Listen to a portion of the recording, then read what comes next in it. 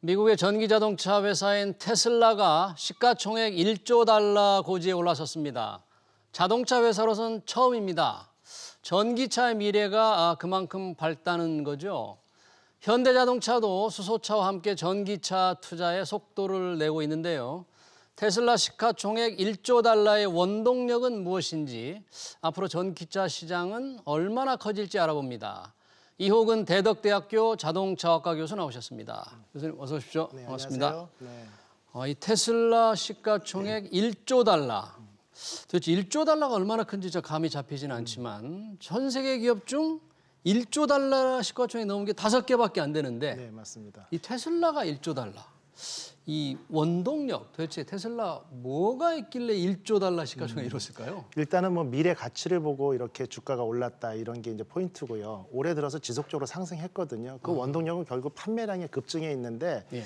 2018년 기준으로 테슬라 같은 경우는 미국 기업이잖아요. 그러니까 네. 미국 내 판매가 가장 많은 건 당연한 거고 중국 시장 매출이 2018년에는 미국 시장이 10%밖에 안 됐습니다. 근데 올 3분기에 보면 미국 시장 판매량의 거의 절반 정도를 중국 시장에서 판매를 했어요. 중국에서요? 예, 네. 그러다 보니까 예. 이게 31억 달러를 팔았거든요. 미국 매출이 64억 달러인데 결국 중국 시장에서 3조 6천억 정도의 매출을 올리는 부분이 지속적으로 상승 효과를 가져왔다가 네. 이 부분에 이제 1조 달러 달성, 마지막 문턱을 넘은 이제 기름을 부은 것이 뭐냐? 예. 미국의 가장 대표적인 렌트카 회사 헐츠 있죠. 그렇죠. 헐츠에서 내년에 10만 대를 일시로 주문한 겁니다. 모델 3. 10만 대요? 그래서 네. 테슬라의 전기차 10만 대를 일시로 주문했는데 10만 대라는 분량이 상당히 큰 거거든요. 네. 르노 삼성이 만든 전기차 연간 판매량이 10만 대 정도입니다. 트위즈를 제외하고. 예. 그러다 보니까 이런 게 기름을 부어서 12.7% 주가가 급상승하면서 1조 달러를 넘어섰습니다. 네. 그러면 전기차 분야에서 테슬라 압도적으로 좀 1등이잖아요. 네네. 바로 테슬라를 따라오는 회사들하고 이렇게 판매량을 비교해 보면 어느 정도 지금 현재로서는 어느 정도 차이가 나고 있어요? 테슬라가 이제 연간 한 50만 대의 전기차 판매하고 있습니다. 예. 1등이죠. 근데 2위 그룹이 폭스바겐 그룹인데 예. 뭐 13개 브랜드를 토탈해서 판매량이 약 22만 대 정도니까 더블 스코어 이상 나겠죠. 배 이상이고. 예. 그다음 현대기아가 약 18에서 19만 대로 한 3위 정도 차지하고 있고요. 네. BMW 벤츠가 그 뒤로 있고 이런 순위입니다. 네.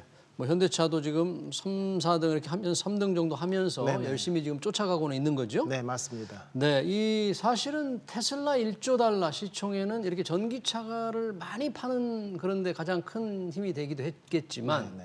이 자율주행 이런 기술이 앞섰다 뭐 이런 게 반영된 거잖아요. 예. 자율주행 기술 면에서는 어느 정도 현대차가 앞서 있나요? 국내 제작사 대비 이게 좀 정확히 말씀드리기는 애매하지만 네. 1.5년에서 한 2년 정도 앞섰다라고 저는 봅니다. 1년 반 내지 2년 정도 앞서 있다. 예, 최대 3년 이상 차이는 절대 나지 않고요. 네.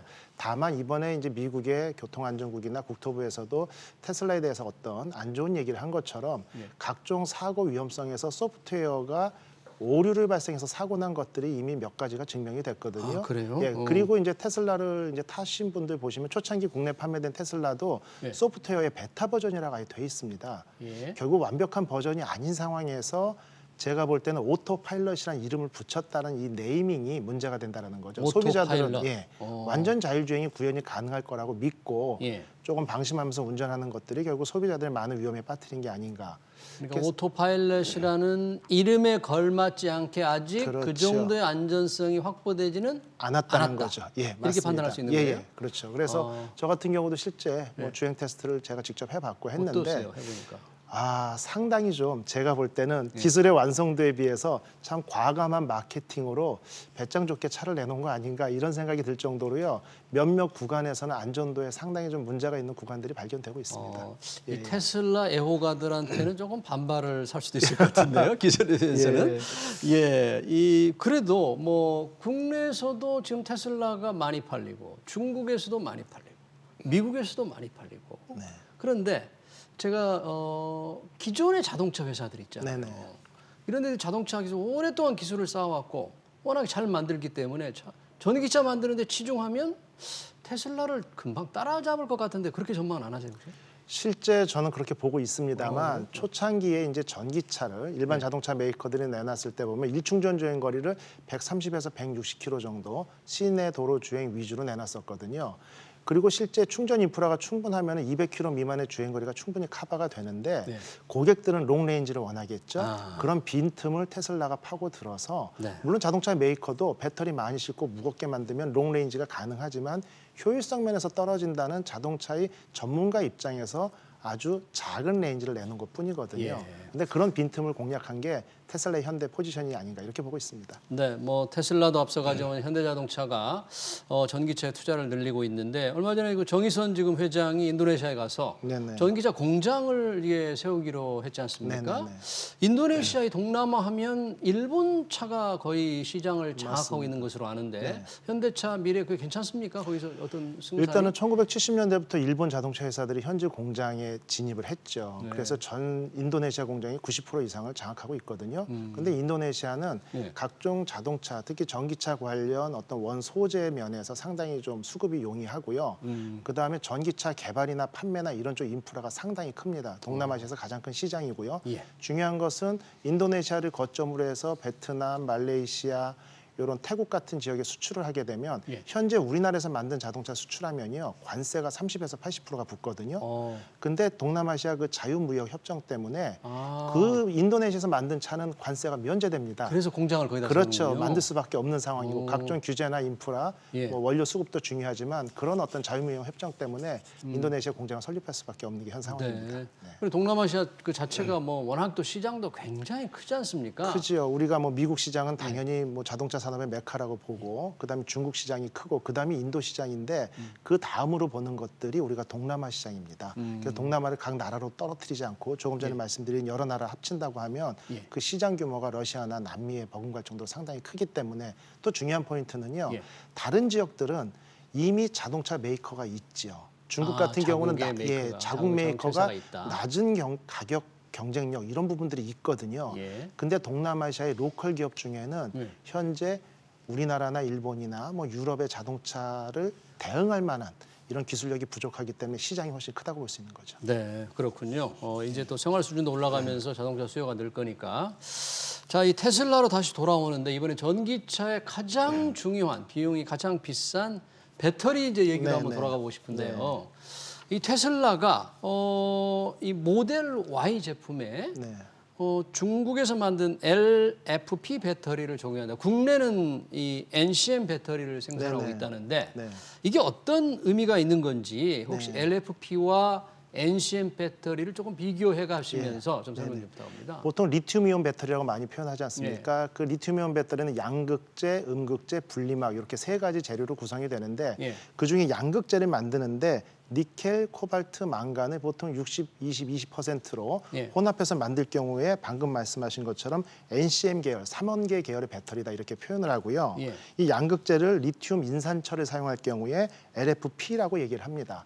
근데 NCM에 비해서 LFP가 가격이 20% 정도 저렴하고요. 가격이 안정성은 싸고. 좀 높습니다. 안정성이 하지만 높고. 에너지 밀도는 NCM, 3원계 배터리가 높기 때문에 네. 지금처럼 동일한 무게에서 일충전 주행거리를 늘리는 게 전기차의 경쟁력일 때는 어쩔 수 없이 NCM 배터리가 큰 포션을 차지할 수밖에 없겠죠. 네. 그래서 국내에서도 이제 여러 가지 안정성 면이나 시장 확대성을 고려해가지고 결국 LFP 배터리 쪽으로도 생산을 하기로 이제 결정을 했습니다. 중요한 것은 앞으로 10년, 20년 후에 예. 충전 인프라가 지금보다 훨씬 폭넓게 보급이 되고 네. 그다음에 하이 차저라고 뭐 350kW라든지 이렇게 18분, 15분 안에 절반 이상 80%까지 충전할 수 있는 인프라가 충분하다면 이게 위험성이 다소 있고 가격이 비싼 네. 3원계 배터리를 쓸 이유가 점차 사라질 수도 있겠죠. 예. 그러면은 일충전 주행 거리가 300에서 400km 미만이라 하더라도 자주 충전할 수 있고 불편함이 없다면 가격이 저렴하고 안정성 있는 쪽으로 시장이 몰릴 수도 있거든요. 그래서 같이 양날의 검처럼 같이 진행하는 게 맞다 이렇게 보고 있습니다. 같이 진행하는 게 맞는데 네네. 궁극적으로 그러면 미래의 배터리는 어떤 유형이 이 지배하게 될 것 같습니까? 지금 최근에 이제 일본에서는 이제 전고체 배터리라고요. 전고체 배터리요? 전고체 배터리 같은 경우 껌처럼 얇은 형태를 띠고 있는데 적층해서 사용하거든요. 예. 근데 가장 중요한 게 안정성입니다. 그냥 배터리를 이렇게 슈트 형태로 된 걸 중간에 가위로 잘라도 예. 전달되는 전압만 낮아질 뿐이지 정상 작동하고 폭발, 화재 위험성 전혀 없고요.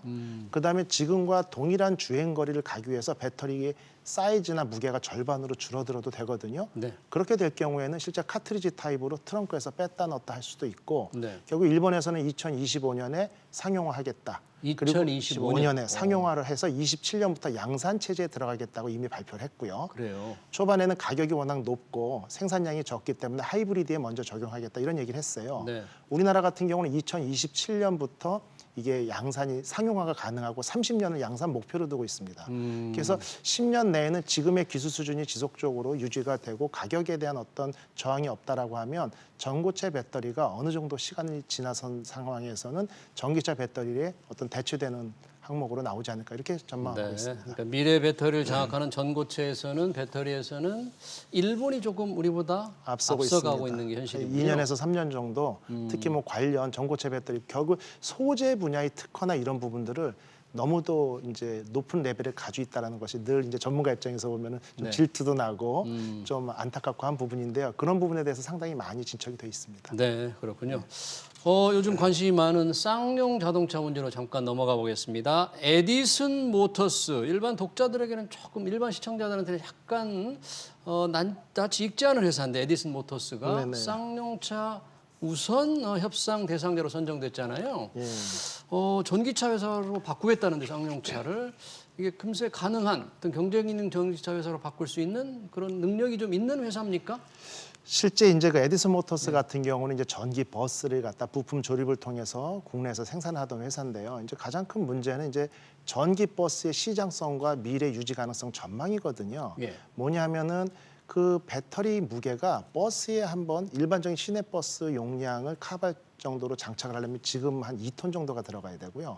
그럼에도 불구하고 주행 거리는 300~400km도 안 되고요.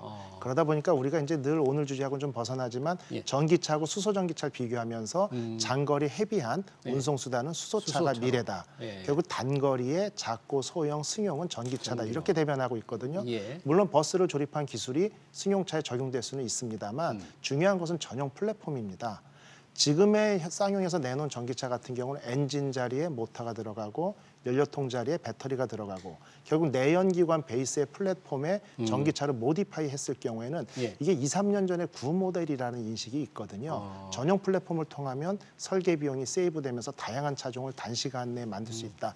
결국은 지금의 노하우를 토대로 해서 쌍용이 SUV의 명가로 다시 발돋움하기 위해서는 SUV 전용 플랫폼 개발을 통한 다양한 차종의 출시가 필수적이다 이렇게 볼 수 있습니다. 전기차 전용 플랫폼을 구축해서 네. 생산성과 효율성을 높여야 된다는 얘기인데 그게 단기간에 쌍용차가 해낼 수 있을지 에디슨 모터스 주도 아래. 결국은 비용 문제라고 보여집니다. 폭스바겐의 어떤 배출가스 조작 사건이 터졌을 때 바로 발표한 게 모든 차종 전기차로 가겠다. 예. 생각보다 전기차는 진입 장벽이 좀 낮습니다. 수소 전기차에 비해서. 그래요? 그래서 충분한 자본금과 노력과 의지만 있다면 1~2년 내에 출시하는 건 큰 문제가 없다. 전문가들은 그렇게 보고 있습니다. 1~2년 내에 양산이 가능하다. 네, 맞습니다. 네, 잘 알겠습니다. 이 테슬라 시총 1조 달러의 원동력 살펴봤습니다. 지금까지 이호근 대덕대학교 자동차학과 교수였습니다. 교수님 고맙습니다. 네, 수고하셨습니다.